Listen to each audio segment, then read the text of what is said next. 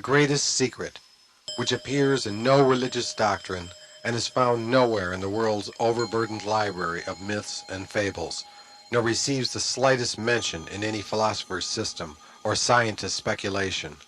The greatest secret, perhaps the only secret, is that the universe, all of creation, owes its existence to a degenerate little town.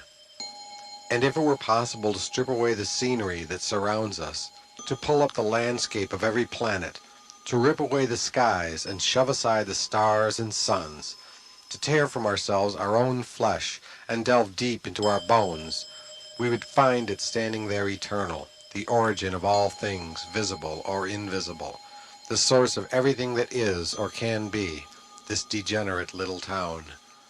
And then we would discover its twisted streets and tilting houses, its decaying ground and rotting sky.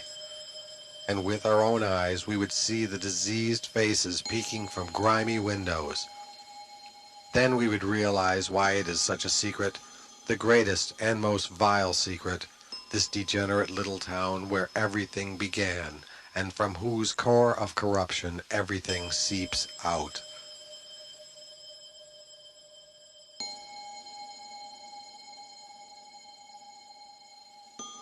From the beginning, if there was a beginning, this degenerate little town has become ever more degenerate, its streets more twisted, its houses more tilting, its ground more decayed, its sky more rotten. Those faces behind ever more grimy windows have become ever more diseased. And in the end, but there can never be an end for this degenerate little town, no more than an end will ever come for the worlds that have seeped out of it. For everything we can know is degenerate from the beginning. Everything becomes more twisted and tilting, more diseased and decayed, rotting from the very sky. This is the law of things. If there can be any law in a world, in a universe, that has its source and origin in a degenerate little town, which has been degenerate from the beginning, if there was a beginning, and will go on with its degeneration, its ceaseless twisting and tilting, its disease and decay, its infinite shades of rottenness forever and without end.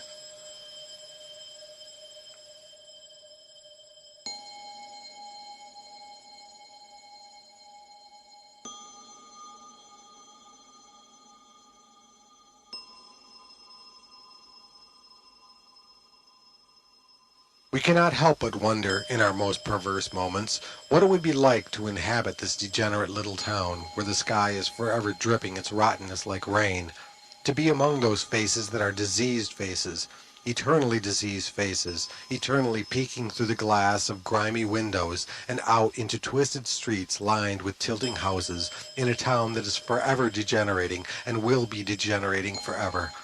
We cannot help but wonder, in our most perverse moments, as we look through bleary eyes and see the stars that seem to form so many twisting roads through the blackness, or feel our flesh rotting upon our bones.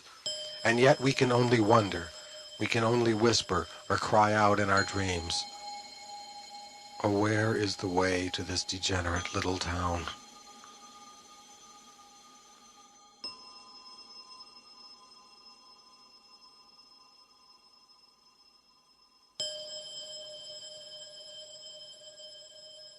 There are those among us who claim to have seen this degenerate little town, although they may be unaware of its true nature. There are those who have emerged from some painful ordeal of the body or of the mind, and then begun speaking of how they saw in the distance an outline of crooked houses tilting this way and that, or walked along some twisted street and felt the ground soft with decay beneath their steps, or even glimpsed those diseased faces, their skin rough and pale as plaster, peeking from behind grimy windows. But those who claim to have seen such things always seem to tell a somewhat different story, failing to compose a consistent picture of what they may have seen or imagined they have seen. And so we stare at them suspiciously for a moment, and then start to walk away, leaving them to their lies or their illusions, which of course are the very essence of this degenerate little town.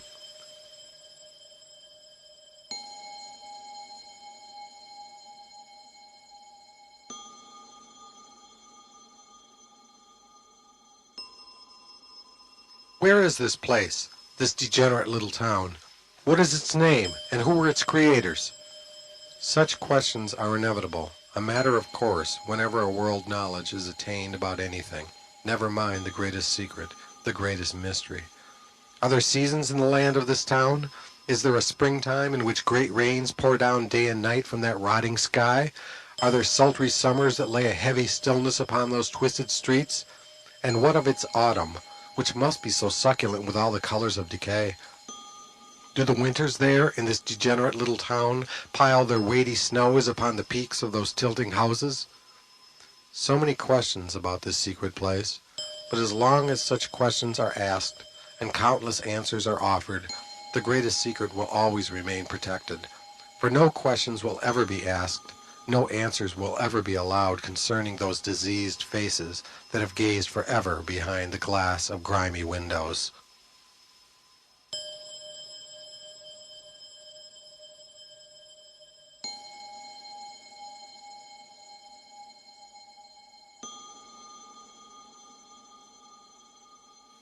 Like every phenomenon that we cannot fully face, this degenerate little town must remain a cult in its essence, and serve as a limit for such as we care to know about what is beyond the blackness of night or what is deep in our bones.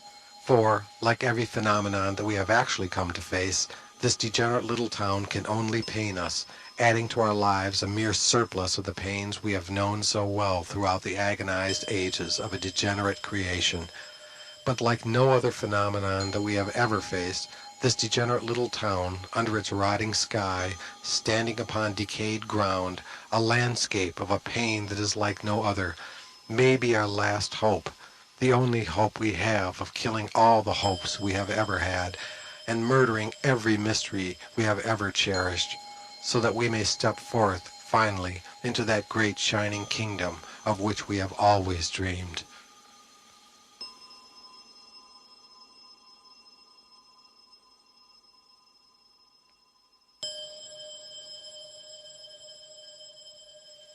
It may be quite likely that we are grotesquely mistaken to think there is anything special, anything remarkable at all, about this degenerate little town. Far from being the greatest secret, the worst or the finest of all our dreams, it may be quite likely the greatest commonplace, the supreme banality. Consider the possibility.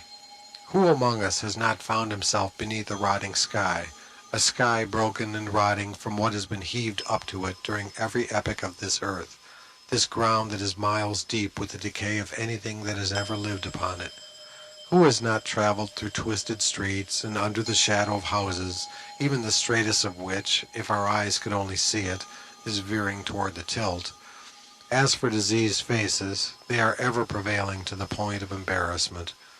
And so much for this civic marvel that is beyond the blackness of night, or resides deep in our bones. Yet if this is the case, as it quite likely may be, what remains for us in a universe where there is nothing special, nothing of any account, let alone the saving miracle of this degenerate little town?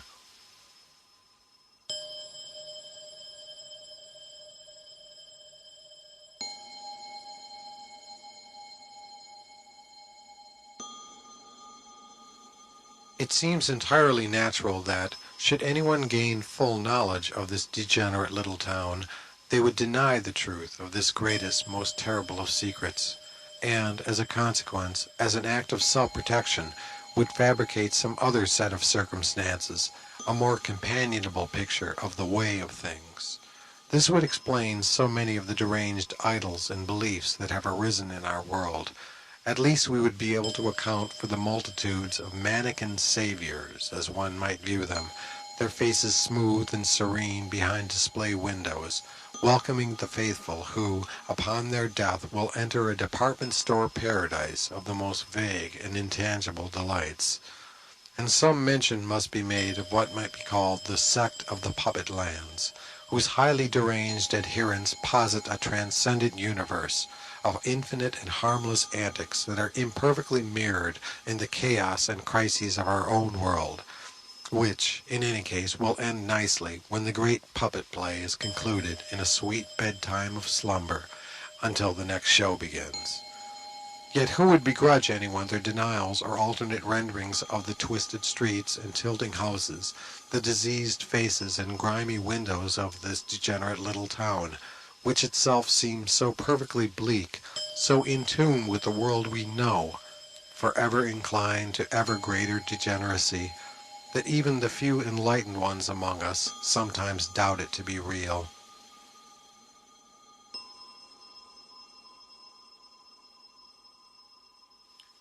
We sometimes imagine that we have heard voices, strange and harsh voices faintly calling from beyond the blackness of night or from deep in our bones.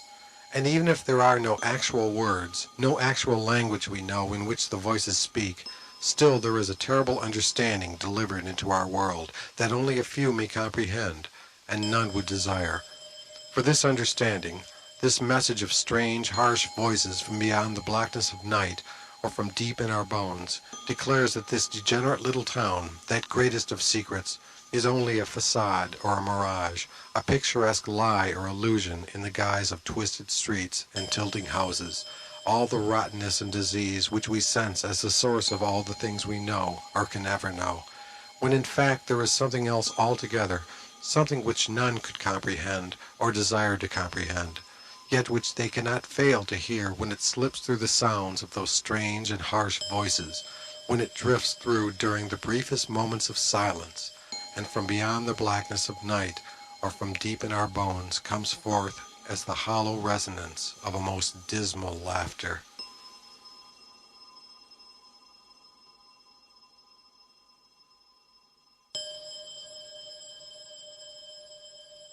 Even though there is no evidence that a degenerate little town forms the greatest secret and is the source of all the things we know, its truth and its existence remain assured. And there do seem to be certain indications, certain aspects and elements of our lives that in no uncertain terms inform us of one fact. Sooner or later we will find ourselves in this degenerate little town, whether we wish to go there or not. Because when the sky begins to darken, as if rotting before our eyes, and when our bones begin to change, growing soft with decay, we know that all the ways of our lives have been leading us, and can only lead us, to this degenerate little town. And then we may understand that everything around us, everything within us, has a direct point of contact to that secret place, that source of all things. Dreams, for instance. The dreams of our sleep wherein every mind is destined to go twisted and tilting into lands of swift magic. These dreams alone would make the case, if anything were ever needed in the way of evidence. These dreams alone would put us in close view of those grimy windows, behind which diseased faces peek out through the glass, as if they are waiting for someone to arrive, as if they are waiting for everyone, sooner or later, to enter their little town.